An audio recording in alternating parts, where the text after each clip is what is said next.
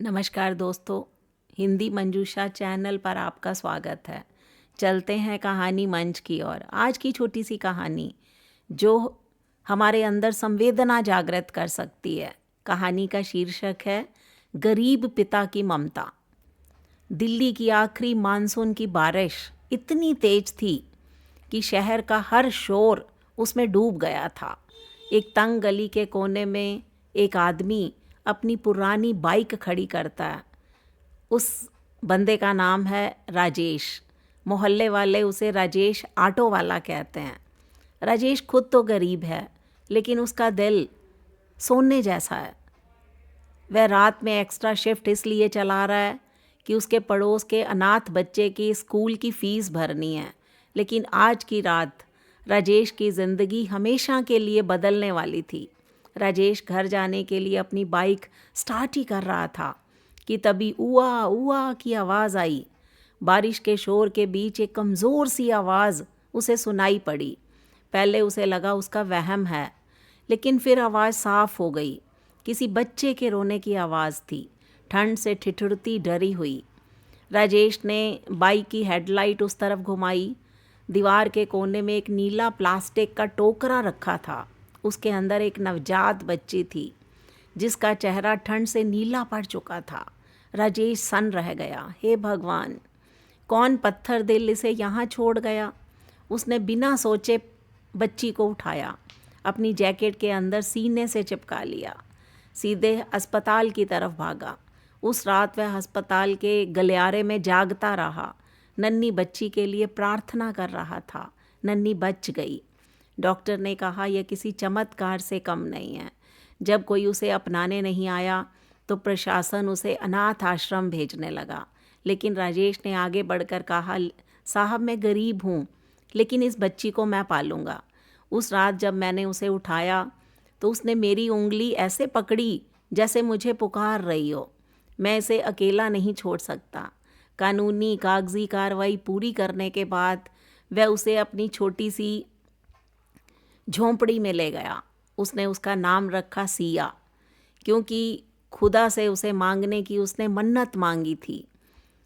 राजेश ने दिन रात एक कर दिया। ऑटो चलाता, बोझ ढोता, कभी कभी ढाबे पर बर्तन भी धोता, लेकिन सिया को अच्छे स्कूल में पढ़ा सके। उसकी छोटी सी खोली में एक पुराना पंखा था। रात भर राजेश खुद जागकर सिया को हाथ वाले पंखे से हवा करता ताकि उसे गर्मी ना लगे। सिया जैसे जैसे बड़ी हुई, समझदार, खूबसूरत होती गई। वह राजेश को पापा नहीं भगवान मानती थी। सिया के 10वें जन्मदिन के बाद कुछ अजीब सा हुआ। कभी कोई महंगी कार उनके मोहल्ले के बाहर खड़ी मिलती, तो कभी सिया के स्कूल के बाहर सूट बूट पहने कुछ लोग उसे दूर से गायब होते दिखाई देते।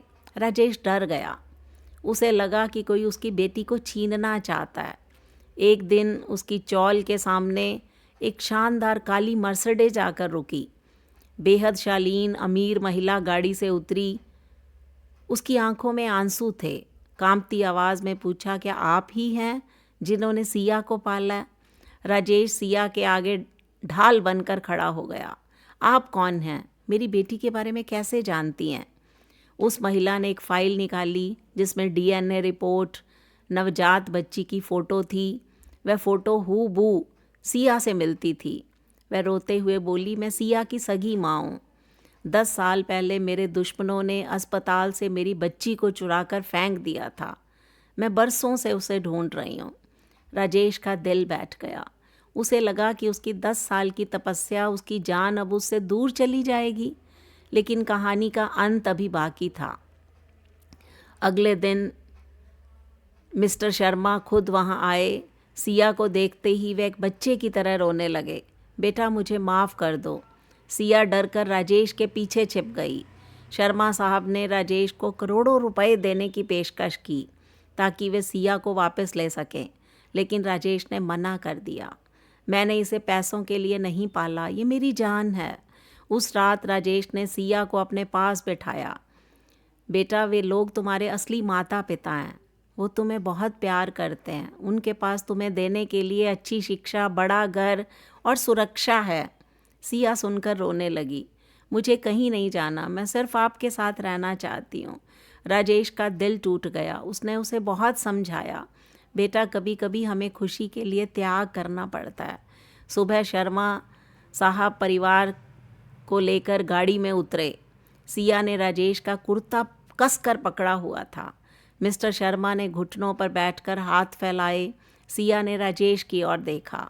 राजेश ने धीरे से सिर हिलाया। सिया रोते हुए गाड़ी में बैठ गई। जैसे ही गाड़ी चली, राजेश वहीं ज़मीन पर बैठ गया। उसका संसार उजड़ गया। एक दोपहर राजेश अपने पुराने ऑटो को साफ कर रहा था, तभी वहाँ महंगी गाड़ी आकर रुकी। मिस्टर शर्मा आए। उनके चेहरे पर उदासी थी। राजेश भाई, हमें माफ़ कर दो। राजेश चौंक गया। क्या हुआ? मिस्टर शर्मा ने कहा, इन 3 महीनों में सिया ने ना कुछ खाया ना पिया। वह बस आपकी फ़ोटो बनाती रहती है, रोती रहती है। हमें समझ आ गया कि दौलत से हम वो प्यार नहीं खरीद सकते जो आपने दिया। उन्होंने गाड़ी का दरवाज़ा खोला। सिया बिजली की तरह बाहर निकली। पापा! राजेश के संभलने से पहले ही उसके गले चिपट गई। मिस्टर शर्मा मुस्कुराए। राजेश भाई, आज से हम सब मिलकर इसे पालेंगे। आप भी हमारे साथ हमारे घर चलिए। आप सिया के पिता हैं और हमेशा रहेंगे। शर्मा परिवार ने राजेश के लिए एक बड़ा गैरेज खुलवा दिया, जो उसका सपना था। अब सिया के 2 घर, 3 माता पिता थे। सुबह राजेश उसे स्कूल छोड़ता, शाम को शर्मा साहब उसे लेने आते। एक बार किसी ने राजेश से पूछा, क्या आपको दुख हुआ जब आपने उसे वापस भेजा था? तो तब राजेश ने मुस्कुरा कर कहा, सच्चा प्यार पाने में नहीं, देने में है। आज मेरी बेटी के पास सब कुछ है, वह खुश है। मेरे लिए यही काफ़ी है। दोस्तों, ये कहानी हमें सिखाती है कि कभी कभी सबसे गरीब इंसान के पास भी अमीर दिल होता है। गरीब पिता के पास भी ममत्व का भाव है। जैसे राजेश ने सिया के ऊपर अपनी ममता उड़ेल दी। तो ये कहानी आपको कैसी लगी? इस पर अपनी प्रतिक्रिया दीजिए। हिंदी मंजूषा चैनल को सब्सक्राइब कीजिए। मिलते हैं अगली वीडियो में।